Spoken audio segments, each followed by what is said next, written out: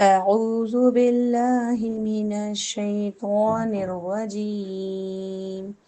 بسم الله الرحمن الرحيم. هو الذي خلقكم من نفس واحدة وجعل منها زوجها ليسكن إليها فلما تغشاها حملت حملا خفيفا فمرت به فلما أثقلت دعوا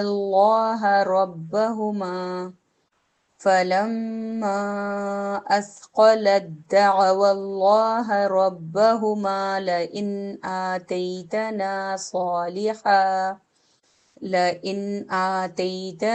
صالحا لنكونن من الشاكرين.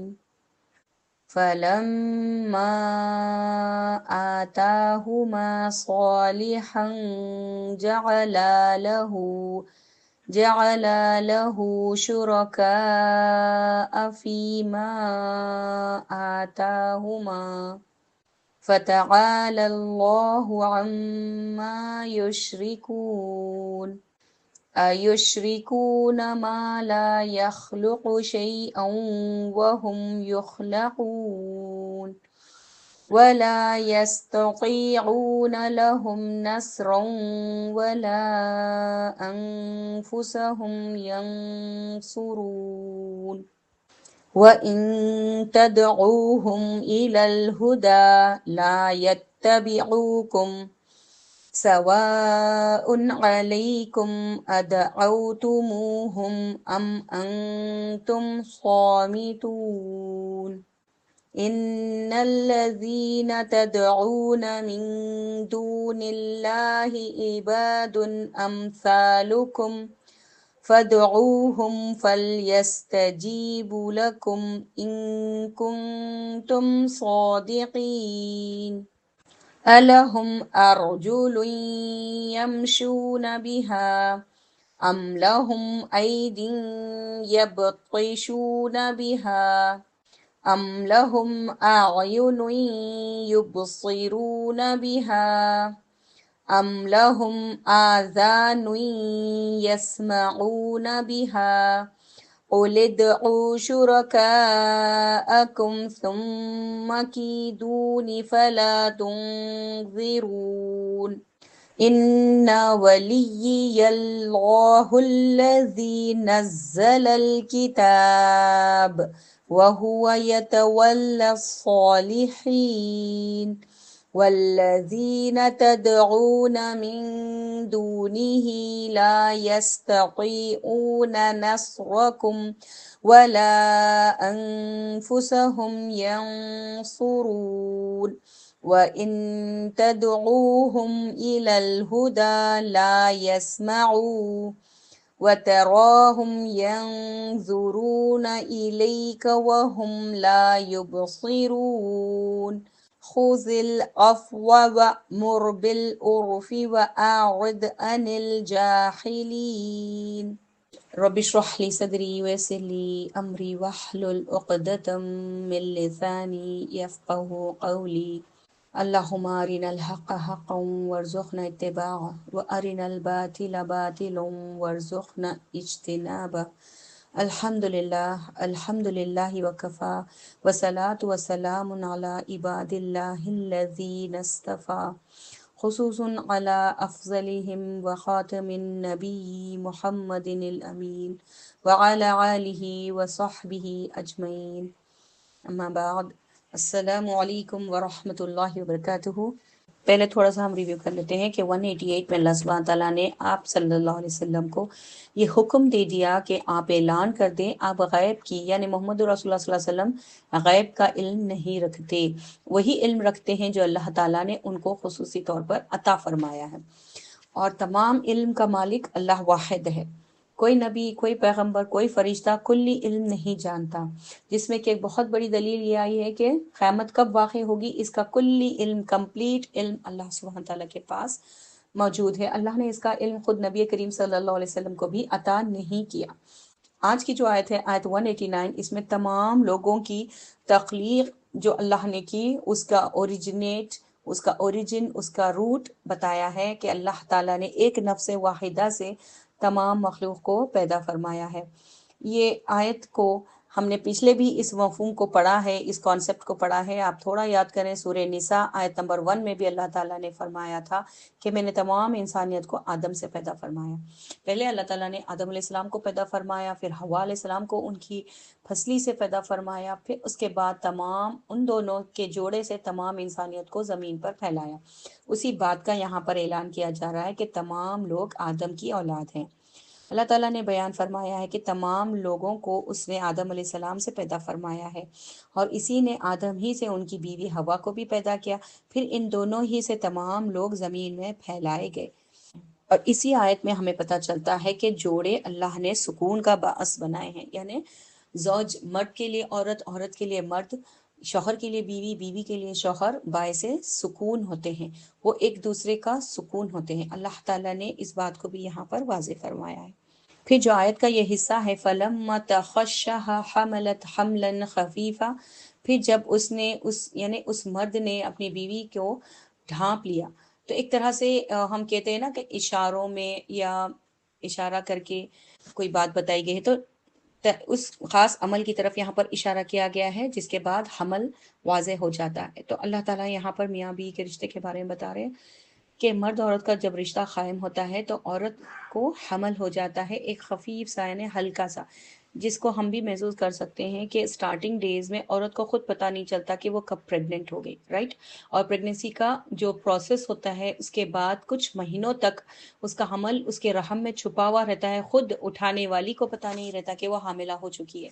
کچھ مہینوں بعد اللہ سبحانہ تعالیٰ اس کو بوجھل کر دیتے ہیں، وزن کر دیتے ہیں، تک پتہ چلنے لگتا ہے خود اس عورت کو بھی، اور آس پاس کے لوگوں کو بھی پتہ چلنے لگتا ہے کہ وہ حاملہ ہے، اور اس کے لیے دھیرے دھیرے یہ بوجھ بڑھتا جاتا ہے۔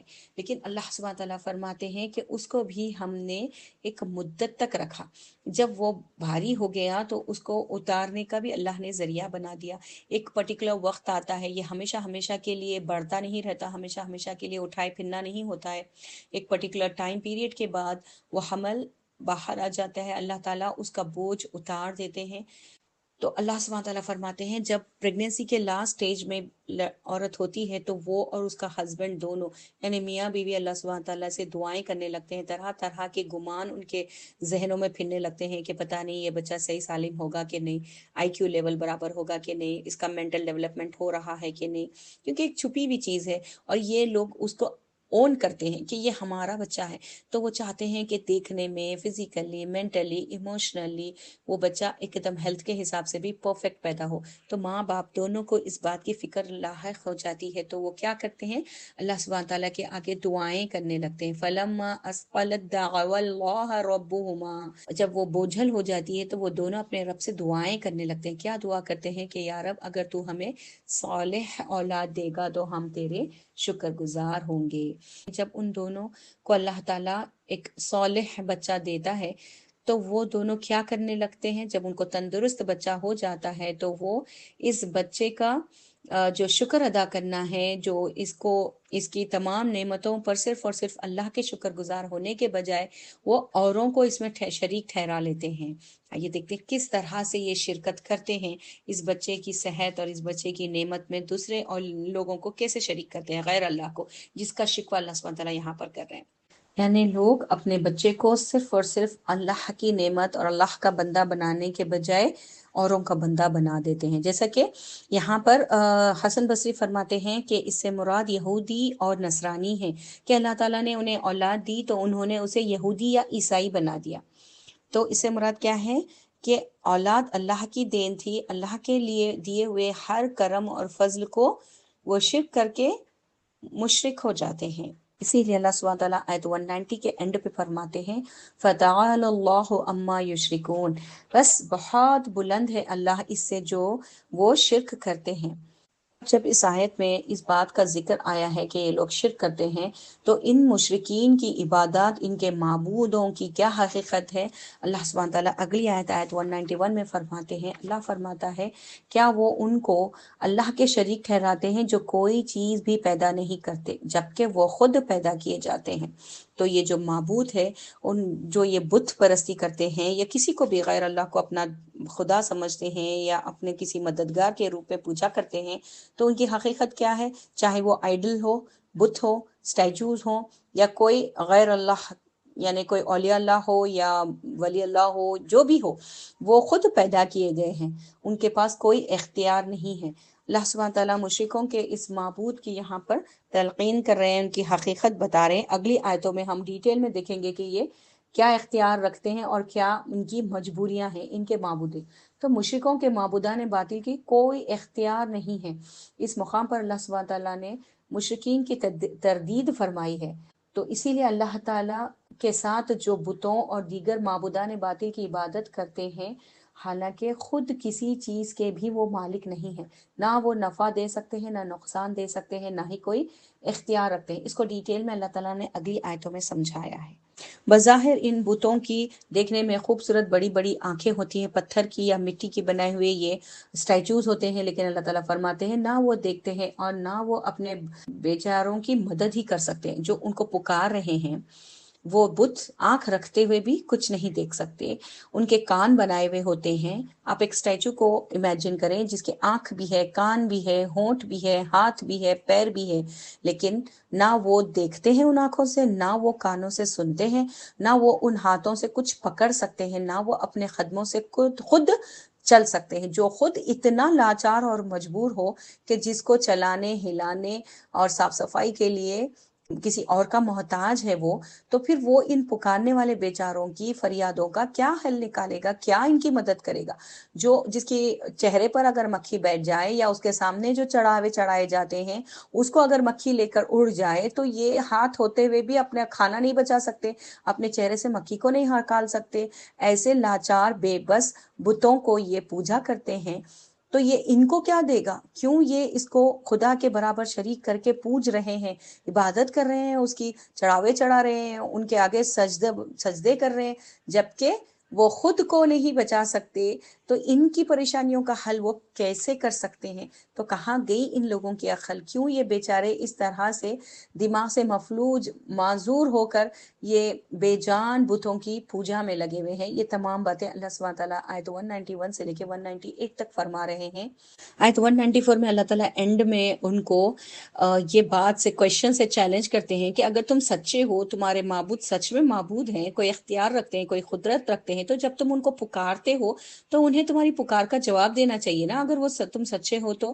195 کا لاسٹ حصے میں اللہ سبحانہ تعالیٰ فرماتے ہیں آپ صلی اللہ علیہ وسلم سے کہ کہہ دیجئے تم اپنے شریکوں کو بلا لو، یعنی ان مشرکین کو بول دو کہ اپنے تمام بتوں کو، اپنے تمام شرکا کو بلا لو، پھر تم میرے خلاف چال چلو، کوئی تدبیر کرو، پھر مجھے مہلت نہ دو، پھر دیکھو وہ میرا کیا بگاڑ سکتے ہیں۔ اور پھر آگے اللہ سبحانہ تعالیٰ فرماتے ہیں کہہ دیجئے بے شک میرا کارساز تو اللہ ہی ہے جس نے یہ کتاب نازل کی، اور وہی نیک لوگوں کی کارسازی کرتا ہے۔ ایک طرف ان کے معبودوں کو اور ان کے خداؤں کو چیلنج کیا گیا ہے کہ آؤ پلاننگ کرو، جو چاہے میرے خلاف تم لوگ تدبیریں کر لو اور اپنے ساتھیوں کو بھی بلا لو، میرا کچھ نہیں بگاڑ سکتے کیونکہ ان میں کوئی طاقت اور قدرت ہے ہی نہیں۔ پھر دوسری طرف اس بات کا اعلان کر دینے کے لیے کہا گیا ہے کہ اللہ کے سوا کوئی کارساز نہیں ہے، اور جو لوگ ایمان لے آتے ہیں اس کا مددگار، ان کا کارساز، ان کے کام بنانے والا صرف اللہ ہی ہے جو ان کی مدد کرتا ہے۔ پھر اگلی آیت 197 میں اللہ سبحانہ تعالیٰ فرماتے ہیں وَالَّذِينَ تَدْعُوا مِن دُونِهِ، اور وہ لوگ جو پکارتے ہیں اللہ کے علاوہ کسی اور کو، نہیں وہ استطاعت رکھتے کہ وہ ان لوگوں کی کوئی مدد کرے۔ پھر اللہ سبحانہ تعالیٰ 198 میں یہ فرماتے ہیں اور اگر تم انہیں ہدایت کی طرف بلاؤ، یعنی نبی کریم صلی اللہ علیہ وسلم سے ڈائریکٹ یہ خطاب ہے، پھر اس کے بعد تمام امت مسلمہ سے یہ خطاب ہے کہ ایسے عقل کے اندھوں کو جو اس طرح کی اندھی پرستش میں پڑے ہوئے ہیں، ان کو اگر تم ہدایت کی طرف بلاؤ تو یہ کچھ بھی نہیں سن پائیں گے، ان کے کان تو بہرے ہو چکے ہیں اور نہ وہ کچھ دیکھ پائیں گے۔ بظاہر ان کی آنکھیں ہیں، ایسے انسانوں کی بھی آنکھیں ہیں، لیکن ان کی آنکھوں پر شرک کا پردہ پڑا ہوا ہے، وہ حق کو دیکھ نہیں سکتے، وہ حق کو سن نہیں پائیں گے، اور نہ ہی وہ آپ کی طرف آئیں گے، یعنی کہ وہ آنکھیں رکھتے ہوئے بھی بصارت نہیں رکھتے، اور آپ کتنا بھی ان کو سمجھا لو وہ حق کی طرف نہیں لوٹیں گے۔ تو ایسے لوگوں کے ساتھ اللہ سبحانہ تعالیٰ کیسا معاملہ کرنے کے لیے کہہ رہے ہیں کہ آپ ان سے درگزر کیجئے اور نیک کام کا حکم دیجئے اور جاہلوں سے کنارہ کیجئے۔ تو ایسے جاہل، ایسے مشرک، ایسے عقل کے اندھوں کو کیا کرنا چاہیے؟ اگنور کرنا چاہیے، اور بار بار وقتاً فوقتاً ان پر یہ واز کرتے رہنا چاہیے، یہ نصیحت کرتے رہنا چاہیے کہ آ جاؤ نیکی کی طرف، چھوڑ دو یہ پاگل پن، یہ ان لوگوں کو، یہ باطل معبودوں کو چھوڑ کر حق کو تھام لو، جو اللہ ہے اس کی عبادت میں جٹ جاؤ۔ اس طرح کا بار بار حق کی طرف دعوت دیتی رہنی چاہیے، اور ان کی ان بے وقوفیوں کو درگزر کرنا چاہیے، اور ایسے جاہلوں کے ساتھ کمپنی نہیں اپنانی چاہیے۔ اللہ سبحانہ تعالیٰ کی نظروں میں جو ایمان والا نہیں ہے، جو مومن یا مسلمان نہیں ہے، وہ اللہ کی نگاہوں میں جاہل ہے، چاہے وہ کتنی بھی بڑی ڈگری رکھتا ہو دنیا کی، لیکن اللہ کی نگاہوں میں جاہل ہے۔ اگر اس کے پاس دین کا علم نہیں تو وہ جاہل ہے۔ تو ایسے جاہلوں کی صحبت اختیار نہ کریں، اور ان کو وقتاً فوقتاً واعظ اور نصیحت کرتے رہیں، اور ان سے دور رہیں۔ اس بات کا حکم اللہ سبحانہ تعالیٰ آیت 199 میں دے رہے ہیں۔ تو ان آیتوں سے بیسیکلی دعویٰ ٹیکنیکس بتائی گئی ہیں۔ ایک داعی اللہ جو اللہ کے دین کی طرف کسی غیر مسلم کو دعوت دیتا ہے تو اسے کیا کرنا چاہیے؟ جو اذیتیں، جو تکلیفیں، جو انسلٹس یہ مشرکین کی طرف سے ہمیں دعویٰ کرتے سمے ملتی ہے، تو ان تکلیفوں کو مٹا دینا، درگزر کر دینے کا ہمیں اللہ سبحانہ تعالیٰ حکم دے رہے ہیں کہ نظر انداز کر دو، بھلا دو، اور نارمل رہو۔ برداشت کرنا ہوگا، ان کو بار بار سمجھاتے رہنا ہوگا، ان کی خیر خواہی اپنے دل میں رکھنی ہوگی، بٹ ان کے ساتھ انٹینس دوستیاں کر کے ان کی کمپنیز میں انڈلج ہو کے خود کے ایمان کو خطرے میں نہیں ڈالنا، ٹھیک ہے۔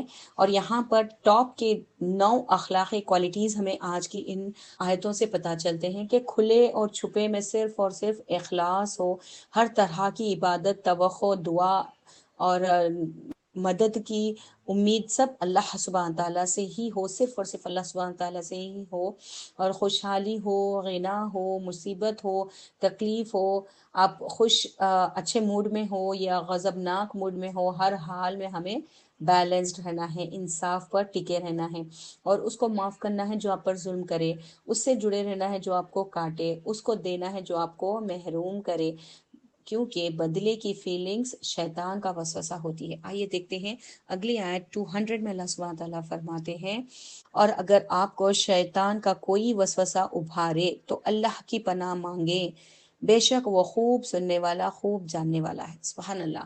کیونکہ جب کوئی بندہ اللہ کے دین کا کام کرنے لگتا ہے، لوگوں سے انٹریکٹ کرتا ہے، انہیں اللہ کی طرف، وحدانیت کی طرف بلاتا ہے، تو لوگ برے برے طریقے سے پیش آتے ہیں، باتیں بھی سناتے ہیں، برا بیہیویئر بھی کرتے ہیں۔ تو شیطان ہمیں وسوسہ ڈالتا ہے کہ تم تو اچھا کام کر رہے ہو، سامنے سے یہ تم کو گالی دے رہا ہے، یہ تمہاری انسلٹ کر رہا ہے، لہٰذا تم اب بدلہ لو۔ تو بدلے کی آگ شیطان کی طرف سے ہوتی ہے۔ تو جب کبھی بھی ایسے کام میں آپ کو اگر غصہ آئے یا آپ کو بدلے کی فیلنگز آئے تو آپ کو کیا کرنا چاہیے؟ اللہ کی پناہ مانگنی چاہیے، شیطان سے اللہ کی پناہ میں آ جانا چاہیے۔ فاستعذ باللہ، پناہ مانگیے، اللہ کی پناہ مانگیے۔ اس بات کا ہمیں حکم ملتا ہے آیت 200 سے۔ تو بیسیکلی ہمیں یہاں پر برے خیالات اور نیک خیالات کے بارے میں جاننا بہت ضروری ہے۔ تو تھوڑا سا رک کر ہم یہاں دیکھتے ہیں کہ جو خیال بھی ہمارے ذہن میں آ رہا ہے وہ اچھا خیال ہے یا برا خیال ہے، کیسے جج کریں گے، اس کے بیچ میں کیا ڈفرینسز ہوتے ہیں۔ تو دیکھیے، جب ہمیں کوئی برا خیال آتا ہے تو ہمیں اللہ کی پناہ مانگنی چاہیے، کیونکہ ڈیفینیٹلی وہ برا خیال شیطان کی طرف سے ہوتا ہے۔ اور نیک خیال، اچھا خیال کیسا ہوتا ہے؟ وہ ایک بار آتا ہے، بار بار کلک نہیں کرتا۔ کوئی آئیڈیا یا کوئی خیال آپ کو ایک بار آتا ہے، اگر آپ نے اس پر دھیان دیا، اس کو فیل کیا اور اس پر عمل کر لیا تو آپ کے دل کو خوشی ملتی ہے، آپ کو ایک سیٹسفیکشن سی فیلنگ ملتی ہے، ایک اچیومنٹ کی خوشی آپ کو ہوتی ہے۔ اگر آپ نے اس خیال کو، وہ جو لمحے میں آیا تھا، اس کو اگنور کیا تو شیطان اس کو بھلوا دیتا ہے، پھر وہ خیال آپ کے دماغ میں بار بار نہیں آتا۔ اگر خدا نخواستہ کوئی خیال، چاہے بظاہر وہ نیکی کا ہی کیوں ہو، بار بار آپ اس کو اگنور کر رہے ہیں، وہ بار بار آپ کے پاس آ رہا ہے، بار بار آپ کے دماغ میں گھوم رہا ہے، تو پھر اس خیال سے آپ کو اللہ کی پناہ چاہنی چاہیے، کیونکہ یہ شیطانی وسوسہ ہوتا ہے، کیونکہ شیطان نے قسم کھائی ہے کہ ہر حال میں ہم کو بھٹکا کر رہے گا۔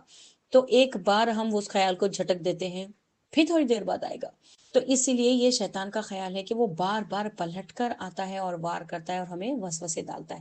تو یہ مین ڈفرنس ہوتا ہے نیکی کے خیال، بھلے خیال، اور شیطانی وسوسے میں۔ شیطانی وسوسہ آپ کتنی بھی کوشش کرو وہ بار بار آئے گا، اور جب آپ تعوذ پڑھیں گے، اللہ کی پناہ چاہیں گے، تو وہ کچھ دیر کے لیے رک جائے گا، آپ بچ جاؤ گے، لیکن پھر کچھ سمے بعد وہ پھر آپ کو ستانے لگے گا۔ تو اسی لیے یہ برا خیال ہوتا ہے، شیطان کا وسوسہ ہوتا ہے، تو ہمیں بار بار اللہ کی پناہ طلب کرنی چاہیے۔ آیت 201 میں اللہ سبحانہ تعالیٰ فرماتے ہیں، بے شک وہ لوگ جو تقوی رکھتے ہیں، جب ان کو کچھ اس قسم کا وسوسہ گھیرتا ہے، شیطانی وسوسہ آتا ہے یا برا خیال آتا ہے یا کوئی گناہ ان سے ہو جاتا ہے جو شیطان کی طرف سے ہے، تو وہ فوری نصیحت پکڑتے ہیں، اپنے آپ کو سنبھالتے ہیں اور اللہ کے حضور توبہ کرتے ہوئے عاجز ہو جاتے ہیں، تو پھر اللہ تعالیٰ ان کی دل کی آنکھوں کو کھول دیتا ہے، یعنی ان کو بصارت کی نگاہ دے دیتا ہے، ہدایت دے دیتا ہے، ہدایت کی طرف رہنمائی فرما دیتا ہے۔ تو اللہ سبحانہ تعالیٰ اس آیت میں بیسیکلی کیا بتا رہے ہیں، وسوسے کے وقت جو تقوی والا ہوتا ہے اس کی کیا طریقہ ہوتا ہے اس سے بچنے کا۔ وہ اللہ سے ڈرنے والے لوگ ہوتے ہیں اور وہ وسوسے کو پہچان لیتے ہیں، الرٹ ہو جاتے ہیں۔ تو تقوی ہی نفس کے شر سے اور شیطان کے وسوسوں سے ایک انسان کو بچا سکتا ہے۔ تو الحمدللہ یہاں پر ہمیں پتہ چلا کہ نیک خیال، برا خیال کیا ہوتا ہے، اور جب وسوسہ آئے تو کیا چیز ہمارے اندر ہونی چاہیے جو ہم کو نفس کے شر سے اور شیطان کے شر سے بچا لے۔ سبحان اللہ۔ ابھی آیت 202 اور 203 سے لے کر 206 تک سورہ اعراف کی جو آخری 6 آیتیں ہیں، اس میں اللہ سبحانہ تعالیٰ قرآن کی صفات بیان کر رہے ہیں کہ قرآن ایک روشن دلیل ہے، ایک ہدایت ہے، ایک رحمت ہے جو مومنوں کے لیے برستی رہتی ہے۔ اور قرآن کو پڑھنے کے آداب، اس کو سننے کے آداب، جب وہ پڑھا جائے تو ہمیں کیا کرنا چاہیے، جب ہم عبادت گزار ہو جائیں تو عاجزی کے ساتھ ہمیں رہنا چاہیے، تکبر نہیں کرنی چاہیے، اللہ کے آگے جھکنا چاہیے۔ یہ تمام چیزوں کا ہمیں یہاں پر حکم دیا جا رہا ہے۔ ایک بار ان 6 آیتوں کی میں تلاوہ کروں گی، اس کے بعد اس کا ترجمہ پڑھوں گی، پھر ہم مزید اور غور و فکر کریں گے انشاءاللہ۔ اعوذ باللہ من الشیطان الرجیم وَإِخْوَانُهُمْ يَمُدُّونَهُمْ فِي الْغَيِّ ثُمَّ لَا يُقْصِرُونَ وَإِذَا لَمْ تَأْتِهِمْ بِآيَاتٍ قَالُوا لَوْلَا اجْتَبَيْتَهَا قُلْ إِنَّمَا أَتَّبِعُ مَا يُوحَى إِلَيَّ مِنْ رَبِّي هَذَا بَصَائِرُ مِنْ رَبِّكُمْ وَهُدًى وَرَحْمَةٌ لِقَوْمٍ يُؤْمِنُونَ وَإِذَا قُرِئَ الْقُرْآنُ فَاسْتَمِعُوا لَهُ وَأَنصِتُوا لَعَلَّكُمْ تُرْحَمُونَ وَاذْكُرْ رَبَّكَ فِي نَفْسِكَ تَضَرُّعًا وَخِيفَةً وَدُونَ الْجَهْرِ مِنَ الْقَوْلِ بِالْغُدُوِّ وَالْآصَالِ وَلَا تَكُن مِّنَ الْغَافِلِينَ إِنَّ الَّذِينَ عِندَ رَبِّكَ لَا يَسْتَكْبِرُونَ عَنْ عِبَادَتِهِ وَيُسَبِّحُونَهُ وَلَهُ يَسْجُدُونَ۔ ترجمہ، اور ان کے بھائی یعنی شیطان انہیں گمراہی میں کھینچ لے جاتا ہے اور وہ اس میں کوئی کمی نہیں کرتے۔ اور اے نبی صلی اللہ علیہ وسلم، جب آپ ان کے پاس کوئی نشانی نہیں لاتے تو وہ کہتے ہیں تم خود کیوں نہیں بنا لیے؟ کہہ دیجئے میں تو صرف اس چیز کا اتباع کرتا ہوں جو میری طرف میرے رب کی طرف سے وحی کی جاتی ہے۔ یہ تمہارے رب کی طرف سے روشن دلائل ہے اور ہدایت اور رحمت ہے ان لوگوں کے لیے جو ایمان لاتے ہیں۔ اور جب قرآن پڑھا جائے تو اسے توجہ سے کان لگا کر سنو اور خاموش رہو تاکہ تم پر رحم کیا جائے۔ اور اے نبی، اپنے رب کو صبح اور شام اپنے دل میں یاد کیجیے، عاجزی سے اور ڈرتے ہوئے، پست اور ہلکی آواز سے، اور آپ غافلوں میں شامل نہ ہوں۔ بے شک جو فرشتے آپ کے رب کے پاس ہیں وہ اس کی عبادت سے تکبر نہیں کرتے، وہ اس کی تسبیح بیان کرتے ہیں اور اسی کو سجدہ کرتے ہیں۔ سبحان ربی العلیٰ۔ ہم بھی اللہ سبحانہ تعالیٰ کی تسبیح بیان کریں گے، ٹھیک ہے۔ 202 میں اللہ سبحانہ تعالیٰ فرما رہے ہیں کہ یہ جو وسوسوں میں بہہ جاتے ہیں یا ایکسٹرا خرچ کر لیتے ہیں، یا اخوانہم یمدونہم فی الغی ثم لا یخسرون سے مراد ایکسٹرا خرچ کرنے کی بات آئی ہے، تو ان کو شیطانوں کے ساتھی کہا گیا ہے۔ آگے زیادہ فضول خرچ کرنا، اسراف کرنا، یہ شیطانی عمل ہے۔ آگے 203 میں ہے، اللہ تعالیٰ نے قرآن کی کوالٹیز بیان کی ہے۔ جو نشانیاں طلب کرنے کی بات ہوئی ہے، یعنی یہ لوگ آپ صلی اللہ علیہ وسلم سے کہا کرتے تھے کہ آپ خود، یعنی نبی کریم صلی اللہ علیہ وسلم خود کوشش کر کے اللہ سے کوئی نشانی، کوئی معجزہ طلب کیوں نہیں کر لیتے تاکہ ہم انہیں دیکھ کر آپ پر ایمان لے آئیں۔ تو اللہ تعالیٰ نے اپنے پیارے رسول صلی اللہ علیہ وسلم کو یہ حکم دے دیا کہ آپ کہہ دیجئے کہ میں تو صرف اسی حکم کی پیروی کرتا ہوں جو میرا پروردگار میری طرف بحیثیت وحی نازل فرماتا ہے۔ یعنی میں کسی بھی چیز میں اللہ سبحانہ تعالیٰ سے پیش قدمی نہیں کر سکتا، بلکہ میں تو صرف اسی بات کی پیروی کرتا ہوں جس کا میرے رب نے مجھے حکم دیا ہے۔ اللہ تعالیٰ میری طرف جو وحی بھیجتا ہے میں اسی کی اطاعت بجا لاتا ہوں۔ اگر وہ کوئی نشانی بھیجے تو میں اسے قبول کر لیتا ہوں، اور اگر نہ بھیجے تو میں خود سے اس کو ایجاد نہیں کر سکتا یا اللہ سے اس کو مانگ نہیں سکتا۔ اس بات کو ڈکلیئر کر دو، ایک دم سے کلیئرلی ان لوگوں کے سامنے اناؤنس کر دو۔ اس بات کا حکم اللہ سبحانہ تعالیٰ اس آیت 203 میں دے رہے ہیں۔ پھر قرآن مجید سننے کے حکم ہمیں 204 میں ملتا ہے کہ جب قرآن پڑھا جائے تو ہمیں اس کو غور سے سننا چاہیے، کیونکہ قرآن کے ذریعے انسان کو حکمت، بصیرت، ہدایت، رحمت ملتی ہے۔ تو اس کے احکام اور اس کی عظمت کا یہ تقاضا ہے کہ اس کو خاموشی کے ساتھ سنا جائے۔ چپ رہو، غور سے سنو، کوئی باتیں نہ کرو جب قرآن تمہارے آگے پڑھا جاتا ہے۔ یہاں پر آپ صلی اللہ علیہ وسلم کو براہ راست حکم دیا ہے، اس کے بعد تمام امت محمدیہ کو بھی یہ حکم ہے کہ صبح شام اللہ کا ذکر کرو۔ یہاں سے ہمیں صبح شام کے اذکار کی اہمیت کا پتہ چلتا ہے۔